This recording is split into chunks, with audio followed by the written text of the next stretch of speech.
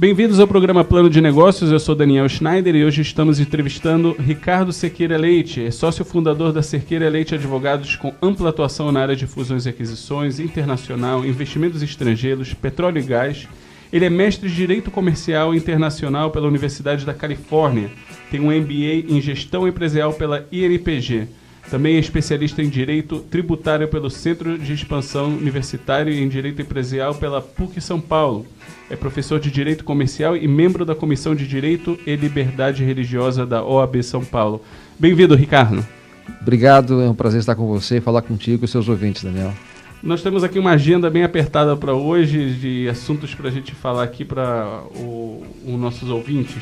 Primeiro vamos conversar um pouquinho sobre investimentos no Brasil, né? O Brasil está passando um momento muito difícil na sua economia, isso não é segredo para ninguém. Só que quem teve a sorte de estar capitalizado hoje está vendo um mercado com muitas oportunidades de negócio, uma vez que os ativos estão ficando cada vez mais baratos, principalmente para o público que vem de fora, né? Com o real mais fraco. Então, quais são as oportunidades que você vê hoje nesse mercado de investimento? Você está correto. A sua visão é que o Brasil, como houve uma redução nos preços dos ativos, é um momento oportuno para aqueles que fazem uma análise das oportunidades, não apenas por um momento, mas qualquer empreendedor, qualquer organização empresarial, quando faz uma análise de investimento, faz uma análise no tempo, não simplesmente pontual, e quando você faz uma análise num período mais amplo, você consegue identificar as oportunidades. Então, nós temos visto que vários segmentos têm tido investimentos. Nós poderíamos citar alguns, largamente anunciados também pela mídia. O segmento de agronegócio é um segmento que está crescendo. O segmento de entretenimento é um segmento que está crescendo. Segmentos na área de saúde, mais na questão de produtos naturais, a gente vê um crescimento. Tem várias oportunidades para quem consegue se lançar ao mercado internacional e exportar, enfim, aquele que tem a veia de empreender, me parece que é um momento de oportunidades também, e a gente tem constatado isso na prática. Para o empreendedor brasileiro que ele está se relacionando com um investidor estrangeiro, que a gente precisa, qual é a história que a gente precisa contar para um investidor estrangeiro para vir investir aqui? Quais são os mecanismos de segurança jurídicas que esse investidor estrangeiro vai ter? E como funciona esse processo de fato de trazer um investimento externo para o Brasil? Você precisa ter um fundo aqui no Brasil para receber a captação desse recurso? Ele pode ser investimento direto na empresa? Como funciona esse processo? Há várias modalidades, né? O investidor estrangeiro, de um modo geral, ele não gosta de surpresas. Então, eu diria que o início do relacionamento entre aquele que vai empreender aqui no Brasil e o seu parceiro internacional precisa ser muito claro, precisa ser muito bem negociado, e as condições contratuais dessa relação precisam ser muito bem estabelecidas, porque não é saudável identificar problemas no curso dessa relação. Uma vez que o modelo de negócio está estabelecido, você tem várias maneiras de poder trazer esse capital para que ele possa então ser lançado à atividade econômica. Você pode fazer empréstimos, você pode fazer investimento direto, você pode constituir fundos. Então depende do porte da atividade econômica, uma das opções que as partes que estão envolvidas no negócio vão definir.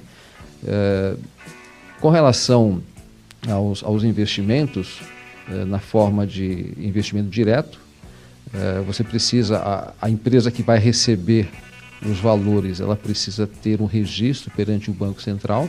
Nós chamamos isso de RDE e ED, ou seja, ela precisa estar registrada perante o Banco Central para que o Banco Central possa fazer esse registro, essa movimentação de valores. Cada vez que ingressa recursos no país, existe uma incidência de IOF, que é 0,38%. Então, de certa forma, o governo está castigando quem consegue trazer investimento de fora? Sim, mas é uma alíquota ainda baixa comparado com outros elementos, outras incidências tributárias que existem no país. Essa alíquota também existe no caso de empréstimos, Então, quando o estrangeiro remete recursos para o país na forma de registro de operação financeira ou ROF, ele também vai pagar 0,38%. Então, a decisão de como você vai investir depende do plano de negócio, depende de planejamento tributário. Se você faz um investimento na forma de investimento direto, então é capitalização da empresa, isso tem um reflexo. Se você faz um investimento na forma de empréstimo você vai precisar pagar com juros, então isso tem um outro reflexo na operação. O que muitas vezes é interessante fazer é um mix, tanto de investimento quanto de empréstimo, para que você possa, de acordo com o seu objeto, plano de negócio, se beneficiar tanto de um modelo quanto de outro. O perigo do empréstimo, eu entendo, e me corrija se eu estou errado, é que tem um risco cambial aqui que pode influenciar, né? Você está tomando um empréstimo de dólar, sim. Você nunca vai saber quando você vai ter que devolver. Sim. Mas você pode, lá na frente, converter esse empréstimo em capital. Perfeito. De maneira é um empréstimo conversível. É um empréstimo conversível. Ok.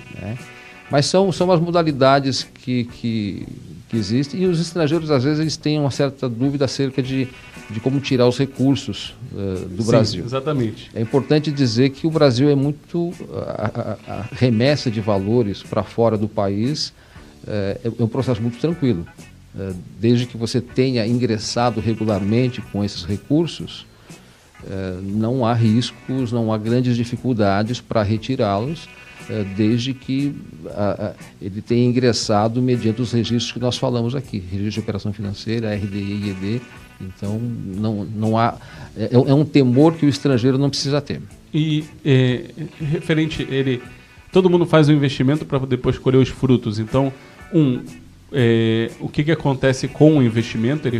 Eu entendo que para trazer o dinheiro ele tem uma incidência de imposto, mas para tirar ele vai ter alguma incidência de imposto. E segundo, o que acontece com o lucro? Vai ter alguma incidência de imposto sobre o lucro? Porque ele muitas vezes também é tributado no país de origem, né? Essa é uma pergunta interessante. Nós, na remessa de dividendos, o Brasil não cobra imposto de renda. Então, ainda é uma remessa isenta. Existem aí algumas discussões acerca de possível incidência sobre os dividendos, mas eu espero que nada disso seja aprovado. Nós já temos uma carga tributária muito elevada, de maneira que um dos incentivos para quem investe no Brasil é, no momento da remessa dos valores, poder retirar como dividendo, desde que eles sejam regularmente apurados na sua contabilidade, e aí essa remessa ela é livre de imposto de renda. Entendi. É que basicamente os impostos já são os impostos... Já tem o imposto municipal, o estadual, o federal, então a empresa já é limpada de todos os impostos e depois nem o próprio cidadão brasileiro paga algum imposto no pagamento de dividendos, correto? Exatamente. Mas em outros países, quando você retira recursos da pessoa jurídica e os distribui aos sócios na forma de dividendos, muitos deles há incidência de imposto de renda. Então, eu diria que esse ainda é um benefício que temos aqui no Brasil, poder fazer a retirada de dividendos de uma pessoa jurídica sem a incidência. Agora vamos considerar um exemplo prático, talvez para conseguir dar a sensação para o ouvinte, né? Vamos supor que tem um investidor estrangeiro, ele quer... vamos dizer, ajudar na construção de um prédio ou comprar um edifício para fins de aluguel. Como funciona o passo a passo para esse investidor? Então, primeiro, a empresa brasileira que vai receber esse recurso, ela é obrigada a entrar em contato com o Banco Central, preencher formulários, é na internet que isso é feito? Então, vamos adotar um projeto. Então, você citou aqui a aquisição de um prédio. Então, nós precisamos de um sujeito jurídico que vai ser o proprietário. Esse sujeito jurídico deverá ser uma pessoa jurídica local. Ela é constituída, essa pessoa jurídica local, então ela vai ao Banco Central e se registra lá, faz esse processo de RDE e ED. Aquele que vai investir, aquele que participa da pessoa jurídica, também faz inscrições perante o Banco Central ele precisa obter um cadastro no CNPJ, o Cadastro Nacional de Pessoas Jurídicas. Com esses cadastros, ele faz então um câmbio, uma remessa de valores via Banco Central, e se for a modalidade empréstimo, ele vai registrar um ROF, Registro de Operação Financeira. É feita a conversão de câmbio e esses valores são disponibilizados na pessoa jurídica local. Se for uma remessa a título de investimento, o registro é na outra modalidade perante o Banco Central, que é esse que eu falei, RDE e ED. Os recursos estão aqui, existe a operação local, essa operação então vai apurar resultado, vai apurar prejuízo, queiramos que apure resultados, esses resultados então eles são distribuídos aos sócios e quando existe o momento da remessa, fecha-se o câmbio usando os mesmos registros que foram criados ao momento da abertura dessa sociedade, então faz-se a remessa para fora e se for dividendos, essa é uma remessa livre de imposto de renda. Se for pagamento do empréstimo com a parcela de juros, os juros é considerado renda, então sobre os juros existe uma retenção do imposto de renda na alíquota de 15%. Está bem claro. E uma última coisa para finalizar esse bloco, qual é a função do advogado nesse processo entre o investidor estrangeiro e a empresa brasileira que quer, vamos dizer assim, trabalhar em cima desses recursos? Primeiro, promover a segurança jurídica nessa transação. Como eu disse, para que a relação seja saudável, é importante que as regras entre ambos sejam muito claras e que elas sejam formalizadas. Então, a grande contribuição do advogado é, inicialmente, promover a relação contratual entre essas partes. Segundo, é diligenciar, ser dirigente perante essas agências públicas, perante o Banco Central, perante a Receita Federal, perante os agentes públicos que cuidam dos cadastros da pessoa jurídica, para que esses cadastros sejam corretos, sejam registrados dentro dos códigos adequados, para que no momento da operação não exista nenhuma surpresa ou algum erro de código. Nós vivemos uma sociedade informatizada. Então, qualquer erro de classificação, qualquer erro de código pode ser um empecilho na operação. Eu diria que diligência e promover a segurança jurídica adequada nesta relação contratual. Perfeito. Nós estamos finalizando aqui nosso primeiro bloco do Plano de Negócios. Voltamos daqui a pouco, escutem um pouquinho de música. Não aguento mais do mesmo, já são 5 anos na mesma função. Mudar de trabalho também é arriscado, posso cair em algo ainda pior. Eu já quero almejar cargo de diretor, mas são tantos assuntos que eu não domino, começando por números, gráficos. Como faço para ganhar mais? Talvez empreender, mas... Pense com calma, você não está sozinho. Mentoria Sky Group. Decisões de impacto começam aqui. 11 2847 4969. info@skygroup.com.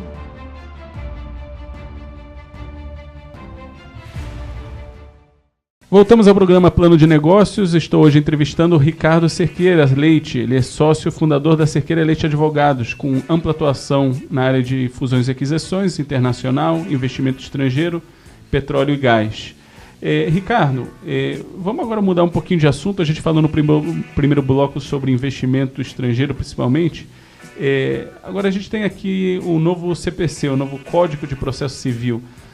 O que é esse novo código? Por que precisava de um novo código? E como ele ajuda o empresário ou ele veio para atrapalhar? Ele veio para ajudar. Nas relações pessoais, nas relações empresariais, é natural que exista o conflito. As pessoas têm conjuntos de valores diferentes, têm visões diferentes e, portanto, o conflito ele é inerente à atividade econômica. Quando surge o conflito, é preciso uma estrutura adequada para que esse conflito seja resolvido. Então, cabe ao Estado, por meio do poder jurisdicional, solver esses conflitos. E a grande mudança do novo Código de Processo Civil foi trazer no seu bojo, foi trazer no seu texto a lei da mediação, ou o Instituto da Mediação, melhor dizendo, como maneira de resolver os conflitos. Então, qualquer ação nova, qualquer procedimento novo, conflituoso, o primeiro ato processual vai ser a intimação das partes para que as partes tentem compor o feito amigavelmente. Essa é uma grande e importante mudança e gera uma alteração, uma mudança de cultura da forma como nós fazemos negócios. Muitas vezes, quando existe um conflito, os empreendedores, os empresários têm a cultura da sentença, ou seja, eu vou levar o conflito ao Poder Judiciário e vou esperar o juiz dizer quem está certo, quem está errado. Essa é uma cultura de perdedor e ganhador. A mediação, que veio agora com o novo Código de Processo Civil, ela empodera as partes. As partes podem discutir e encontrar alternativas de autocomposição. Então, muito bem, mas quem tem o juiz, tem a figura do juiz, o que aconteceu com a figura no juiz desse processo? O juiz ele preside sobre o processo, mas existe a figura do mediador, o mediador judicial. Então ele passa a atuar no início do processo e é uma chance para que as partes, antes de avançarem e instalarem de maneira mais incisiva o conflito, o mediador conversa com as partes e tenta encontrar uma alternativa. Mas quem é esse mediador? Qual é a profissão de um mediador? Como se torna um mediador? Boa pergunta. O Conselho Nacional de Justiça, o CNJ, ele gerou um conteúdo por meio do qual aquele que tem interesse de se tornar mediador, ele faz esse curso perante instituições que são reconhecidas pelo CNJ e com um curso teórico e também um curso prático perante os centros de mediação ou centros de solução de conflito, também denominados CEJUSCs. Aquele interessado em se tornar um mediador, ele pode então certificar-se como um mediador judicial. Então ele faz um curso perante uma instituição reconhecida pelo CNJ. Então você não obrigatoriamente tem que ser alguém que estudou direito para ser um mediador, estou correto? Está correto, está correto. Agora que temos muitos empregados no Brasil, um engenheiro poderia ser um mediador? Poderia ser um mediador. Existe a figura do mediador judicial e existe a figura do mediador extrajudicial, que é aquela pessoa que tenta compor o conflito antes de que ele seja judicializado. Para ser um mediador extrajudicial, o único requisito é que seja de confiança das partes, enquanto que para ser um mediador judicial é requerido a formação em curso superior, independentemente de qual seja. Perfeito. E é necessário que exista uma previsão no contrato sobre isso ou não? Em se tratando de mediação extrajudicial, sim.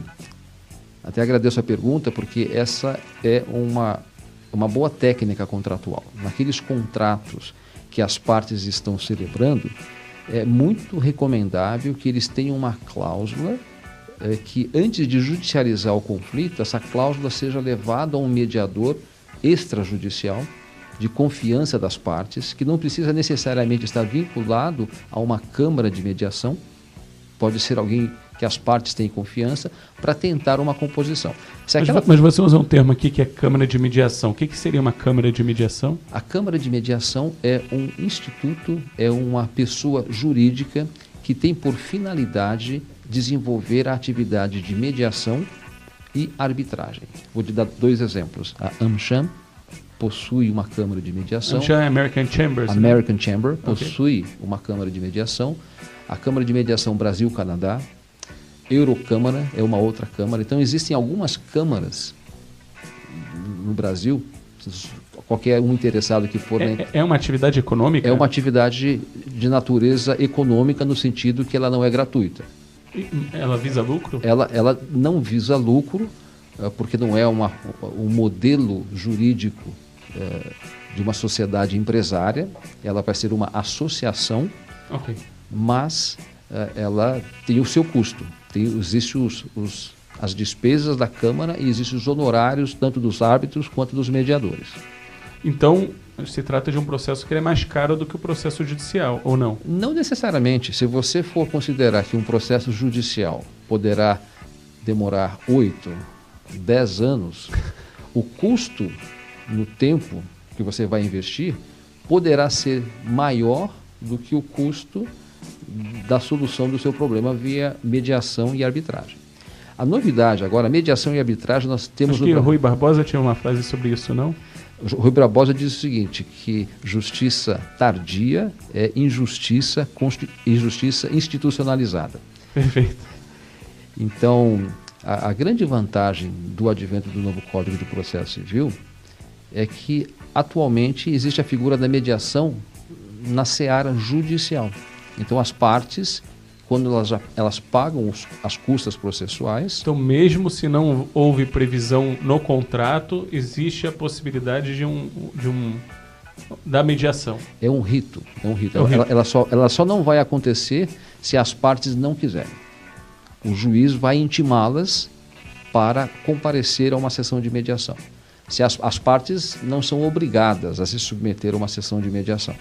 Então, se as partes não tiverem o interesse de mediar o conflito, ela não vai ocorrer. No entanto, via de regra, os conflitos que surgem não são com estranhos. Existe uma história atrás de qualquer relação. O que o mediador faz é tentar recuperar a história e propor alternativas de autocomposição. A sua experiência na prática com esse sistema de mediação é positiva ou é negativa? É positiva. Eu vou te dar aqui um exemplo dos Estados Unidos.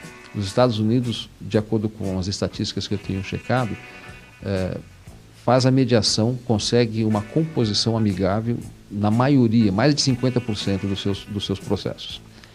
Um juiz americano, ele então atua efetivamente num número muito menor de processos quando comparado com o juiz brasileiro. Então você consegue diminuir, vamos dizer, aquele engarrafamento que existe no sistema judiciário, que é por si só uma coisa mais séria, e a outra vantagem é que o juiz vai tendo menos casos, ele pode se aprofundar mais e trazer, vamos dizer, mais justiça. Exatamente. Hoje nós temos mais de 110 milhões de processos pendentes no Brasil. No Brasil? No Brasil. E para quantos juízes? Eu posso lhe dizer, não vou saber o número, aproximadamente uns 20 mil juízes no Brasil, mas no estado de São Paulo, por exemplo, posso lhe dizer que no Tribunal de São Paulo nós temos 380 desembargadores e temos aproximadamente 20 milhões de processos. Então, é uma carga de trabalho muito elevada. A mediação é também um mecanismo para reduzir o número de processos e permitir ao Poder Judiciário se concentrar naqueles casos em que efetivamente não há espaço para uma mediação. Perfeito.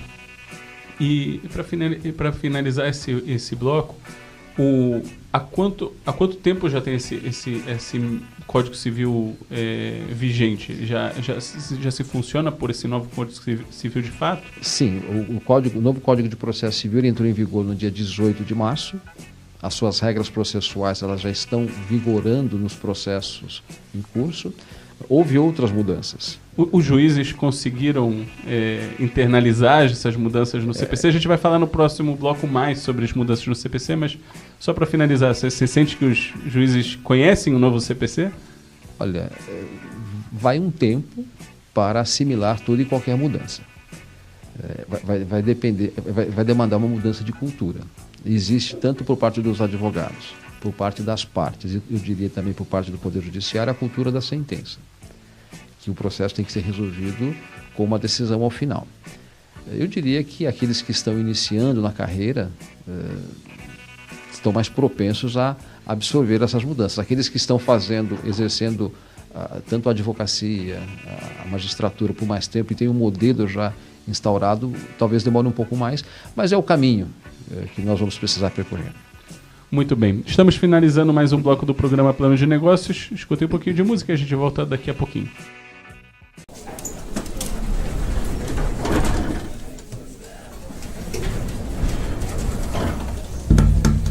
Marcaram uma reunião de última hora com o conselho da empresa. Metade das filiais não mandou as informações necessárias para você terminar o relatório. É o terceiro ano que a empresa fecha no vermelho. Você chegou a 4 meses com a missão de reverter a situação da sua empresa. 3 profissionais antes de você tentaram e não conseguiram. O conselho quer fechar 2 fábricas. Você vai ter apenas 10 minutos para apresentar e fazer com que mudem de ideia. Pense com calma, haja rápido. Um curso prático para decisões de impacto. Se inscreva hoje, pois o número de vagas é limitado. cursos@skygroup.com ou no telefone 11 2847 4969.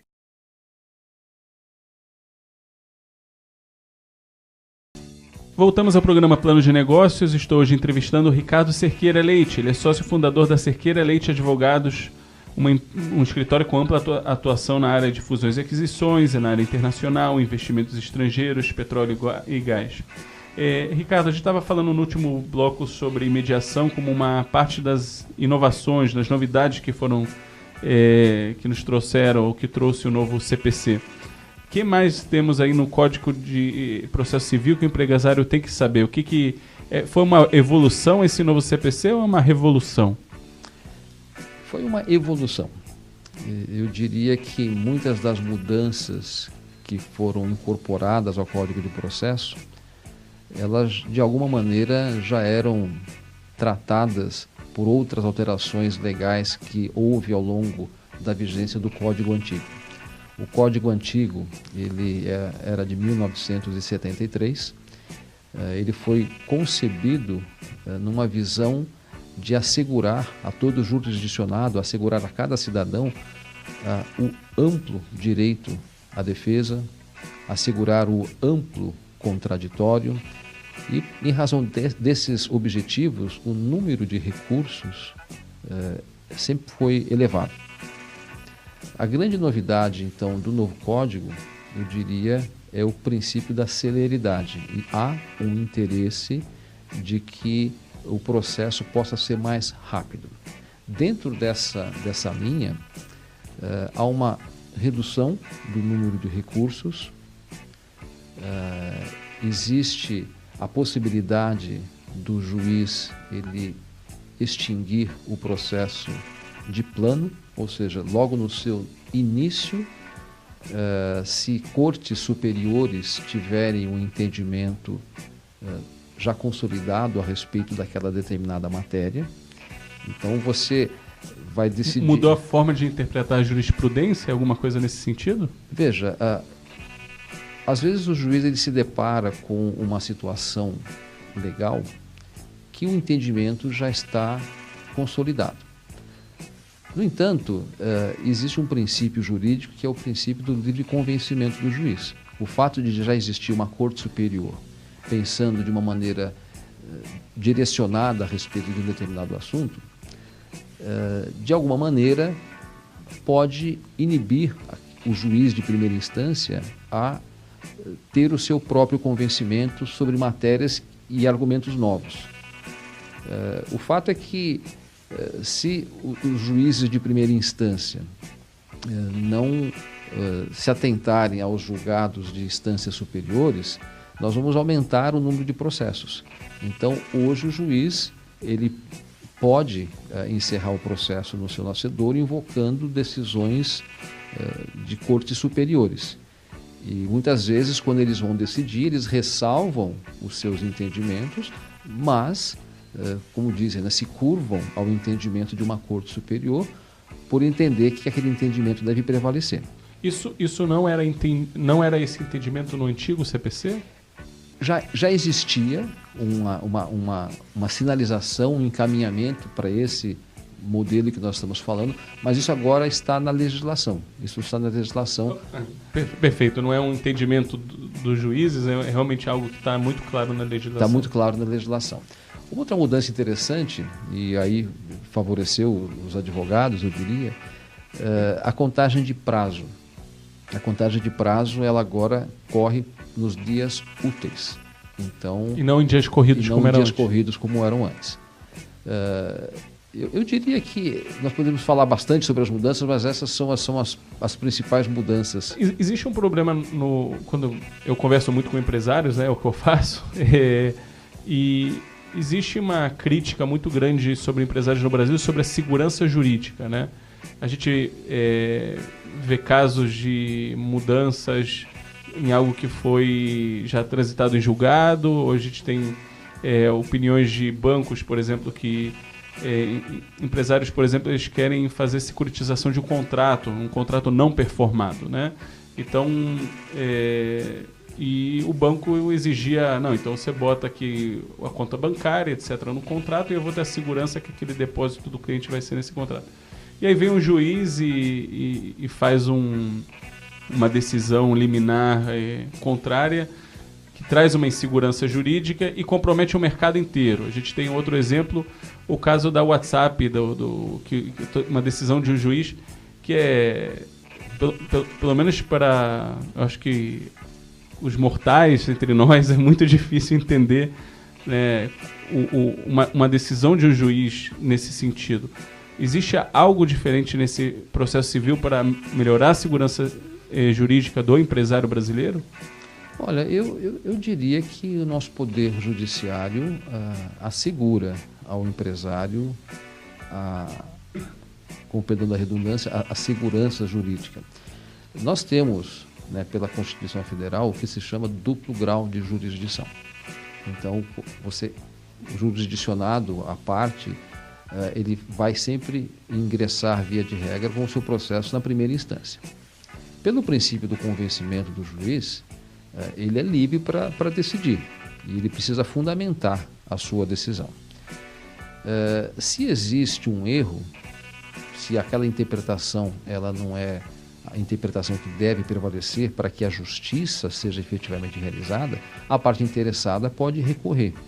E então o tribunal pode reformar aquela sentença.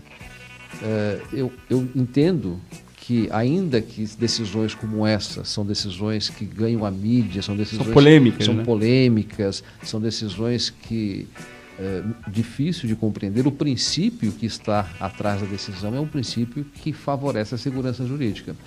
Mas deixa eu perguntar, e eu queria também a tua opinião sobre, por exemplo, o caso da WhatsApp, porque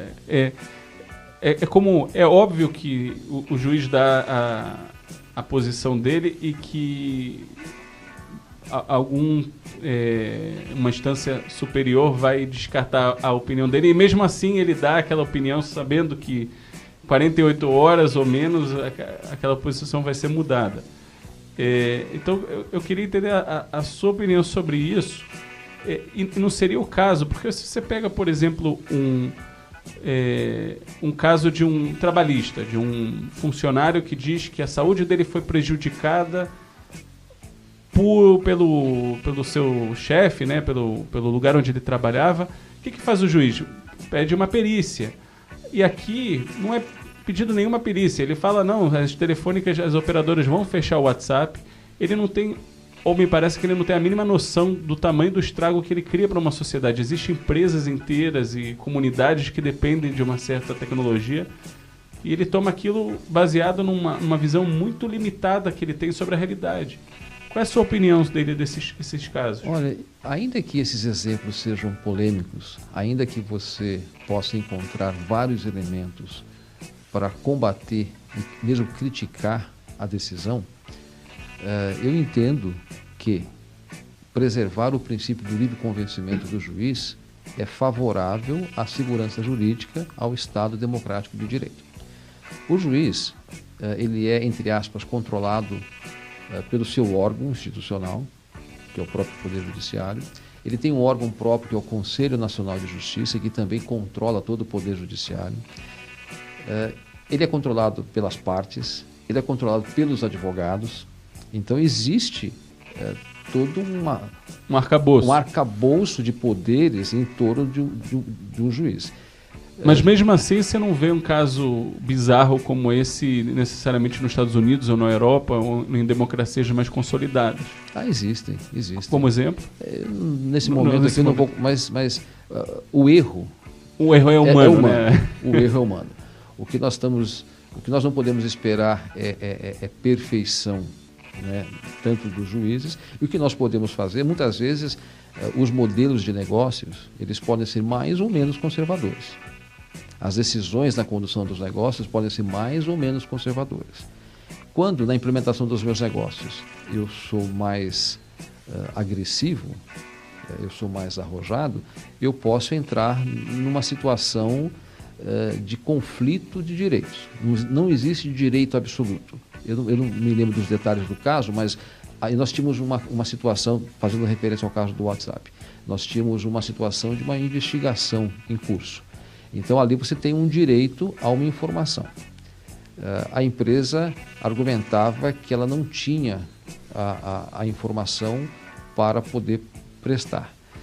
Então é um conflito de direitos. E o que é mais óbvio do que prejudicar 100 milhões de brasileiros por causa do conflito entre duas partes? É uma discussão difícil, né? O ordenamento jurídico estabelece uma série de situações em que você tem conflito de direitos. Porque aconteceu nos Estados Unidos o caso da Apple contra a FBI e a Apple prevaleceu, a FBI retirou o pedido dela e conseguiu achar uma tecnologia para burlar e conseguir ter acesso à informação sem autorização da Apple. O que me parece algo, de certa forma, mais democrático, senão você compromete todo um sistema. Mas aí talvez também não é responsabilidade do judiciário, talvez isso tenha que ir para os legisladores para regulamentarem isso. Exatamente. Eu não estou aqui defendendo o juiz, estou defendendo um princípio. Na minha avaliação, no conflito dos direitos entre 100 milhões de usuários e a investigação, diante das alegações que foram feitas pela empresa, me parece que o juiz não agiu de forma correta e houve uma reversão da sua decisão.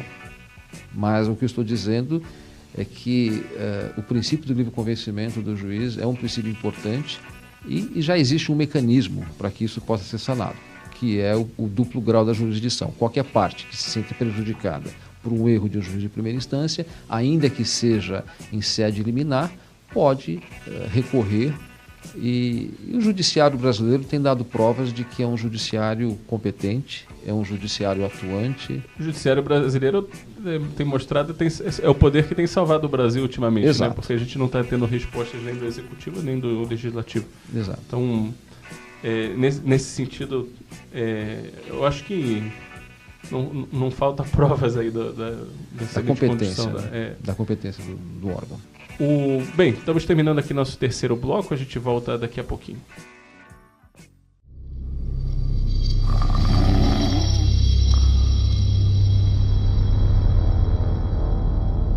Como eu vou pagar todas essas dívidas? Se os fornecedores pararem de me entregar a matéria-prima, vai ser o fim? O que vai ser de todos esses processos na justiça? O concorrente está vendendo abaixo do preço do meu custo. Malditos! Vou acabar perdendo os meus melhores clientes?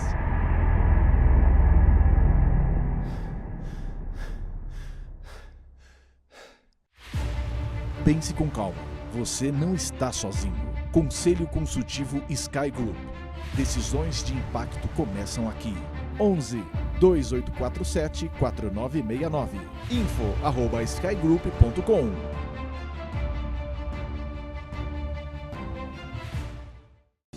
Voltamos ao programa Plano de Negócios. Estou hoje entrevistando o Ricardo Cerqueira Leite, sócio fundador da Cerqueira Leite Advogados, com ampla atuação na área de fusões e aquisições, na área internacional, investimento estrangeiro e nacional, petróleo e gás e muito mais. Ricardo, muito obrigado por estar aqui no nosso quarto bloco. A gente queria perguntar para você, diante a situação brasileira, a gente está falando de uma inflação que passa às vezes dos 2 dígitos, às vezes chega perto, uma quantidade de desempregados aí chegando quase a patamar de 12 milhões ou mais, né? Depende de como se calcula isso, juros altíssimos, uma segurança política muito problemática, você nunca sabe quem vai ser o ministro amanhã, a Lava Jato não para de achar, né, frutas podres nesse sistema. No final, vale a pena acreditar no Brasil ou o investidor ter que pegar seu dinheiro, fugir do Brasil e levar para outro país? Daniel, eu sou uma pessoa muito otimista e convivo também com os empreendedores, e o empreendedor, ele é visionário, ele é sonhador. Essa é a constatação que eu tenho. E o brasileiro, ele tem uma vocação natural para empreender. Então eu diria que com todos esses ativos pessoais que nós temos, sim, o Brasil vale a pena. Nós estamos vivendo um momento de instabilidade política, um momento de crise econômica, mas isso é cíclico. Nós não podemos esquecer que nós temos um grande mercado. Nós temos mais de 200 milhões de pessoas, nós temos dimensões continentais, um país heterogêneo, então há muitas oportunidades. Eu tenho constatado interesse em áreas diversas de investidores. Como eu comentei rapidamente no primeiro bloco, existem aí oportunidades no agronegócio. Quando nós checamos os números do agronegócio, eles estão em ascensão, são números positivos. E o agronegócio, por exemplo, naquilo que eu constato no dia a dia, tem um espaço para profissionalização. Então, muitas das atividades econômicas do agronegócio ainda são realizadas em uma maneira não tanto profissionalizada. Então, se essa indústria está crescendo, existe um espaço para profissionalizá-la, por meio de contratos, por meio de governanças adequadas em suas estruturas, por meio de criação adequada das pessoas jurídicas que vão operar essas atividades econômicas, por meio de planejamento tributário, coisas que muitas vezes o empreendedor agrícola ele não está acostumado a ponderar, nem sempre o faz. Então, o fato dessa indústria estar crescendo é uma indústria de oportunidade para todos. Nós também constatamos que hoje a média de idade do brasileiro ela se elevou consideravelmente. Então, há uma indústria voltada para a melhoria da saúde. Saúde, qualidade de vida. Saúde, sim. Qualidade de vida. E isso é um segmento que cresce em todo mundo. Mas a gente vê, a gente sempre fala o Brasil sempre foi, né, considerado aquele país do futuro. Você sabe que tem oportunidades, são no final mais de 200 milhões de pessoas, mas você vê que a gente tem um rombo nas previdências, que essas previdências não são sustentáveis, então a gente está falando de milhões de pessoas que vão chegar na idade de aposentadoria, não vão ter do que viver. Você tem um problema estrutural da saúde e educação, né? Você pega a maior parte da população, tem uma saúde precária, se é que se pode chamar aquilo de saúde. A educação é bem limitada, né? Tem boas instituições, mas elas têm poucas vagas, né? Considerando as dimensões do país. Então, por que o investidor deve considerar fazer o investimento dele aqui, apesar de tudo isso?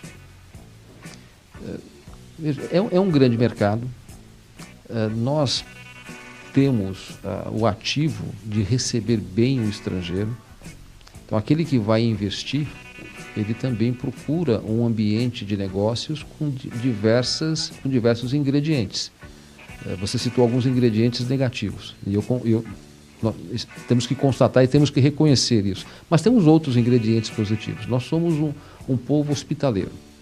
Nós somos um povo que a nossa cultura é uma cultura de integração, não é uma cultura de exclusão. Nós somos um povo trabalhador, nós somos um povo dispostos a empreender. Então, quando você começa a colocar todos os ativos, e o estrangeiro vê isso, naturalmente ele tem as suas preocupações, né? Fundos de pensão, por exemplo. Nós temos agora uma restrição, inclusive legal, que é o fato de que o Brasil não tem mais o grau de investimento. Isso é um grave problema. Mas, no entanto, existe... A pergunta que você me fez vale a pena o Brasil? Eu diria que vale a pena, porque nós temos que comparar o Brasil com o Brasil. Não, talvez, com outras sociedades que resolveram os seus problemas há mais tempo. Eu me lembro, na década de 80, que nós tínhamos uma inflação galopante a 80% ao mês. Isso está sob controle. Então, quando a gente compara o Brasil com o Brasil, nós tivemos sim uma evolução. Se mostra claramente o avanço.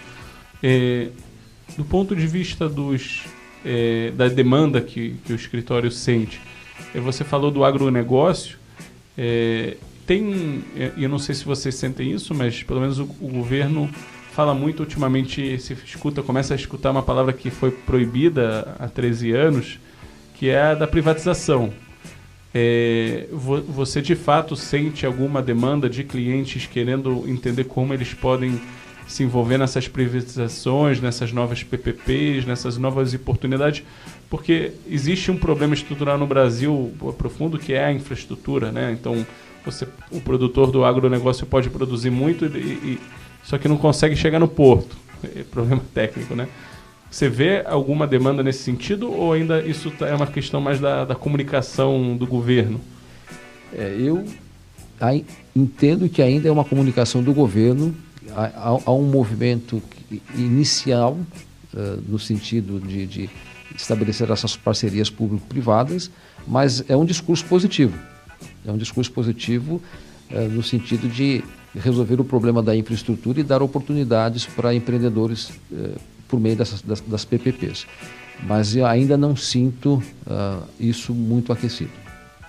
E você mencionou no primeiro bloco, se eu me recordo, numa área que está crescendo, que é a área de entretenimento. Eu achei um pouquinho interessante isso, porque eu não esperava escutar isso, eu desconhecia esse fato. O que especificamente de entretenimento você está vendo que está crescendo ou se desenvolvendo? Olha, nós temos vários eventos no Brasil. Qualquer evento que acontece aqui no Brasil tende ao sucesso. Então, os grandes shows, é difícil ver um show de uma celebridade aqui no Brasil e que você não tenha casa cheia, por exemplo. Eu sempre me pergunto onde está a crise nesse show, quer dizer, não vê crise em show. Então, é uma característica do povo. Nós somos um povo que gosta de entretenimento. E nós vamos investir tanto quanto possível no entretenimento. Eu não estou acompanhando os números com relação aí às Olimpíadas. Eu sei que as vendas não são como se gostaria que fosse, mas entendo que vai ser um sucesso. Nós temos a vocação para grandes eventos. Muito se falou a respeito da Copa do Mundo e foi um sucesso, abstraindo todas as questões periféricas, mas o evento em si foi um sucesso. Então, o empreendedor, entendo eu, na minha observação, trabalhando dia a dia com o empreendedor, ele é um visionário, como eu disse, ele é corajoso. E nesses momentos de crise, me parece que é importante encontrar a oportunidade. Qual é a oportunidade que, nesse momento, eu devo estar atento? Pessoalmente, acho que nós não devemos nos abater e deixar que a crise se instaure e a gente perca a criatividade, perca o sonho. Eu tenho constatado sucesso de vários empreendedores e fica aqui um convite para os seus ouvintes de serem aqueles que vão buscar as suas histórias de sucesso independentemente da crise. E os advogados fazem uma contribuição importante, né? Agora, uma série de últimas perguntas aqui para finalizar. O escritório existe há quanto tempo? 12 anos. São 12 anos. E a gente vê do seu currículo algumas áreas de especialidade, né, como a parte de fusões e aquisições, internacional, investimentos. Mas que outras áreas vocês atendem no escritório? Nós temos uma proposta de serviço full service, ou seja, nós atendemos as necessidades gerais do empreendedor. Então nós temos contencioso civil, direito imobiliário, ou seja, assistência à aquisição de propriedades, área contratual, área societária, área tributária, ou seja, todas as relações jurídicas que emanam do dia a dia do empreendedor, nós estamos capacitados para atender. Do ponto de vista pessoal, qual é a área que você mais gosta na tua profissão? Contratos. Contratos, por quê? Entendo que a relação contratual, quando ela está muito bem pactuada, ela é saudável para a relação. Então, quando você combina bem a relação jurídica que você vai estabelecer com os seus parceiros, isso é extremamente saudável. Ninguém faz nada sozinho. Nós precisamos nos unir e as regras do jogo precisam ser bem combinadas. Nós temos uma tendência de, às vezes, atropelar essa fase e partir já para os negócios e não combinar bem as regras. Eu acho que eu não estaria exagerando se eu dizer que a maioria dos contratos no Brasil são informais, não são escritos, são no boca a boca, né? Exato. Então, se nós conseguirmos formalizar adequadamente essas relações, quando surgir o conflito, elas serão muito mais facilmente resolvidas. Agora, tem uma pergunta também por curiosidade. Quando a gente assina um contrato na internet, que você entra num aplicativo ou num site, aí ele bota um acordo lá e fala rejeitar ou aceitar, alguma coisa assim, isso tem validade? Sim, sem dúvida. Isso se equipara a um contrato de adesão, se for aquele contrato entre uma empresa e um consumidor, mas sim, tem validade. Porque, como ele sabe que eu sou eu talvez botei um CPF, botei o meu login, botei a senha, isso é o que precisa, um registro eletrônico desse? O contrato, ele surge quando há uma convergência de vontades, há uma oferta e há uma aceitação. Se existem elementos que demonstram a oferta e a aceitação, formou-se o contrato. Então, por que no contrato que ele aquele físico, você tem sempre aquele lugar lá para duas testemunhas, mas quando é eletrônico basta eu apertar um botão aceite? O nível de formalidade do contrato vai depender do nível de segurança jurídica que você deseja e também do nível de celeridade adequado ao negócio que você está fazendo. O meio virtual, a internet, é um meio muito mais dinâmico. Então você não vai discutir cláusulas contratuais, você tem o contrato pronto, chamado contrato de adesão, e você adere por meio de um clique. Então o clique na internet equipara-se a uma manifestação de vontade de aceitação daquelas cláusulas. E de fato é recomendável que o usuário leia, porque a maioria não vai ler aquele acordo. É recomendável. O clique por si só traz a presunção de que houve a leitura e de que houve a aceitação das cláusulas. Mas você não vai investir alguns milhões de reais num clique. Correto. Então, que nível de segurança jurídica você quer para um determinado negócio? Está compatível o investimento que você vai fazer, o risco que você vai assumir, está compatível com o nível de segurança que você está propondo? Então, no dinamismo da internet, no montante dos negócios, crescimento em escala, é mais adequado o clique. Mas em transações de maior... Você vai comprar uma empresa sem todos os cuidados de fazer uma due diligence, de estabelecer as condições de governança, de estabelecer todas as questões relativas à compra da empresa. Então, a modalidade contratual vai depender dos valores envolvidos e da segurança jurídica que o negócio requer.